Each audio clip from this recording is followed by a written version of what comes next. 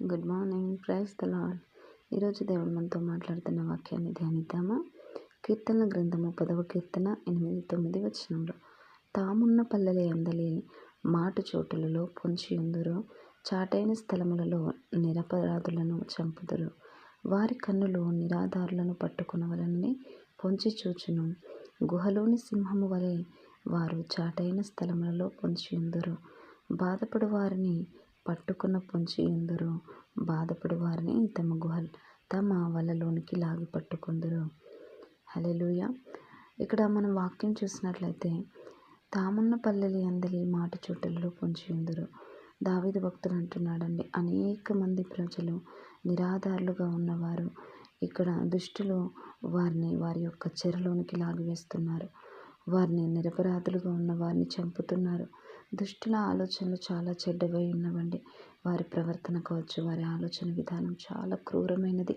కాబట్టి దావీదు భక్తుడు ప్రార్థన చేస్తున్నాడు, ప్రభువా, నీ యొక్క బిడ్డలైనటువంటి నీ యొక్క నిరపరాధులుగా ఉన్న నీ బిడ్డలను జ్ఞాపకం చేసుకో. వారిని కాపాడు, వారిని రక్షించు. వారిని క్రూర మనుషులు వారిని చంపుతున్నారు. వారి కన్నులు నిరాధారులను ఎలా పట్టుకోవాలనే పొంచి చూస్తున్నారు. గుహలోని సింహం వలె వారు చాటైన స్థలంలో పొంచియుందురు.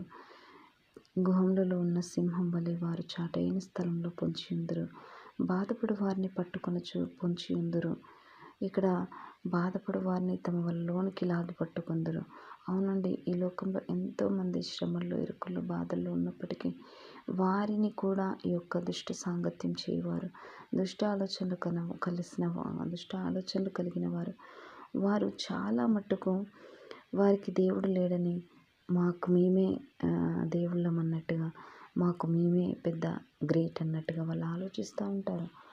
దేవుడు లేడు, ఎవరు లేరని, మనల్ని ఎవరు చూస్తున్నారు, మనకెవరు తీర్పు తీరుస్తాడులే అని వారి సొంత ఆలోచనలతో వారు ఉన్నారండి. కాబట్టి దేవుడు లేడని మూర్ఖులే అనుకుంటారు, కానీ ప్రభు మాత్రం సమస్తాన్ని చూస్తున్నాడు. ప్రభుకు అసాధ్యమైనది లేదు, ప్రభుకు మరుగైనది ఏదీ లేదు.